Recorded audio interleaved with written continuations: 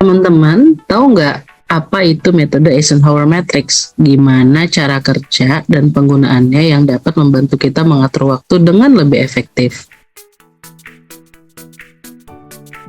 Halo semuanya, perkenalkan nama saya Lindawati Kartika, biasa dipanggil dengan Ibu Linda. Saat ini saya berprofesi sebagai dosen di salah satu perguruan tinggi negeri di Indonesia dan membidangi bidang manajemen sumber daya manusia. Halo teman-teman, beliau adalah Ibu Lindawati Kartika. Kali ini Ibu Linda akan membagikan ilmu yang bermanfaat untuk kita semua. Penasaran nggak ilmu apa yang akan Ibu Linda sampaikan? Yuk kita simak penjelasannya berikut ini. Pada kesempatan kali ini, kita akan membahas tentang Eisenhower Matrix yang secara singkat adalah metode yang membantu kita dalam mengatur waktu. Jadi, mari kita simak videonya ya. Teman-teman pasti sering kan merasa kesusahan dalam membagi waktu yang kita miliki. Apalagi jika ada dua hal atau lebih yang dimana bertubrukan dan harus dikerjakan secara bersamaan.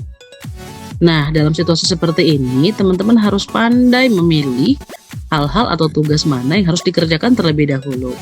Memprioritaskan kegiatan atau hal yang lebih mendesak untuk dikerjakan terlebih dahulu.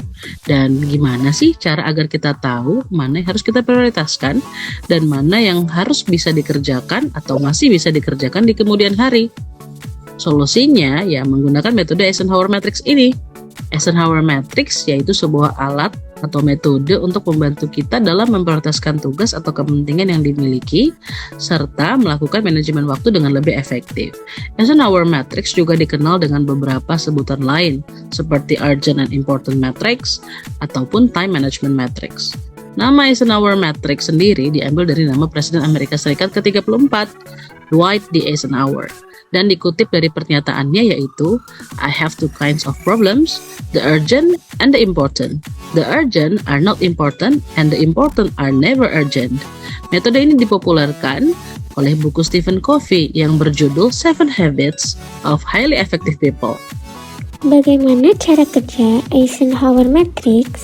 Apakah teman-teman ada yang tahu bagaimana caranya? Eisenhower Matrix tersusun atas 4 kuadran, 2 di atas dan 2 di bawah. Secara vertikal, kuadran tersebut terbagi antara urgent and not urgent, sedangkan secara horizontal terbagi menjadi important and not important. Setiap kuadran memiliki spesifikasi yaitu do, schedule, delegate, and eliminate. Kuadran 1 memiliki level prioritas yang tinggi dan kuadran 4 dalam urutan terakhir. Kuadran 1, do first. Pekerjaan atau hal yang sifatnya important and urgent biasanya terdapat deadline untuk kepentingan tersebut. Teman-teman pernah nggak merasa terburu-buru oleh suatu tugas yang harus segera diselesaikan karena sudah dekat dengan deadline yang diberikan? Maka solusinya do it immediately. Bisa disimpulkan bahwa kuadran 1 adalah sesuatu yang memiliki deadline yang jelas dan terdapat konsekuensi apabila tidak dikerjakan dalam waktu yang sudah ditentukan. Ya, sebagai contoh yang pertama, jika teman-teman memiliki tesis atau skripsi yang sudah memiliki deadline, maka sudah seharusnya teman-teman menyelesaikannya agar tidak melewati batas dari deadline tersebut. Yang kedua, apabila teman-teman memiliki laporan, misalnya harus selesai besok, atau juga sudah mau masuk ke deadline-nya pada tugas-tugas dari kuliah teman-teman, maka jika terlewatkan akan mempengaruhi nilai dari teman-teman semua. Atau juga harus merespons pesan atau email di mana hal-hal tersebut juga mempengaruhi hubungan teman-teman baik jangka pendek maupun jangka panjang, baik di kampus ataupun juga di lingkungan-lingkungan tertentu, circle teman-teman semua yang teman-teman anggap itu penting. Jika tidak dilakukan, maka bisa terjadi miskomunikasi ataupun hal-hal buruk yang lain. Selanjutnya kuadran 2, schedule it. Pekerjaan atau hal yang sifatnya important but not urgent. Maksudnya adalah suatu hal yang dirasa penting namun tidak harus dilakukan sekarang atau dapat dilakukan di kemudian hari. Solusi untuk kuadran 2 ini yaitu schedule it or do it when we decide to do it. Kuadran 2 memiliki waktu yang lebih fleksibel. Kita dapat melakukannya di mana kita merasa bahwa itu adalah waktu yang tepat. Contohnya, jika teman-teman ingin membangun bisnis pada suatu saat tertentu, nah hal itu kan merupakan adalah hal yang penting. namun tidak terlalu mendesak sehingga dapat dilakukan secara berkala ataupun dapat direncanakan. Yang kedua, meningkatkan kualitas diri, membangun networking atau menghadiri konferensi dan hal-hal lain yang teman-teman rasa itu penting dan perlu direncanakan sebaik mungkin. Dan juga hal-hal lain yang memerlukan perencanaan-perencanaan yang matang. Selain itu juga yang ada di kuadran 2 adalah hal-hal yang membutuhkan perencanaan-perencanaan yang matang. Selanjutnya kita bahas di kuadran 3. Kuadran 3 adalah delegate if possible. Pekerjaan yang sifatnya urgent but not important, sesuatu yang sudah sangat mendesak dan harus segera dikerjakan, namun tidak penting dalam artian melakukan pekerjaan itu tidak penting oleh diri kita sendiri, sehingga kita bisa memberikan atau mendelegasikan kepada yang lebih ahli. Kita dapat meminta bantuan orang lain untuk mengerjakan hal tersebut dan hasilnya tentu akan lebih efektif.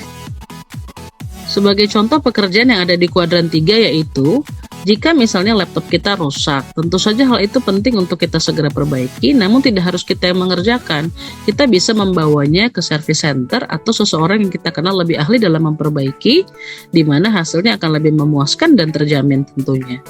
Yang kedua, misalnya teman-teman di sini ada yang bekerja sebagai content creator, harus mengedit, kemudian juga mengupload kontennya ke media sosial. Namun mungkin ada pada waktu yang bersamaan teman-teman juga harus mengerjakan pekerjaan yang lain, sehingga tidak bisa terbit pada waktu yang bersamaan. Nah, oleh karena itu kita bisa cari seseorang yang lebih ahli untuk bisa membantu kita mengerjakan pekerjaan tersebut, sehingga beberapa pekerjaan bisa kita lakukan paralel dalam waktu tertentu. Berikutnya kita bahas di kuadran 4. Di kuadran 4, eliminate, delete, or do last. Di kuadran terakhir ini adalah hal atau pekerjaan yang sifatnya not important and not urgent, sehingga kita bisa melakukannya eliminate or do it last.